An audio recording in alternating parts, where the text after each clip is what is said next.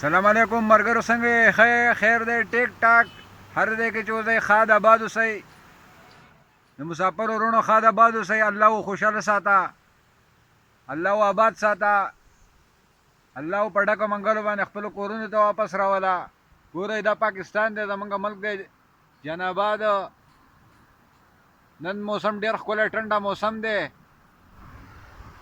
دا د غرونو سرونه او باسې تک شینوالی اسمان شین دی یخه ټنډه ټنډه هوا چلیږي اورې دا کته د ټماټرو باغ دی دا ټماټر دی پکې د مسافرو دپاره یو شعر وایم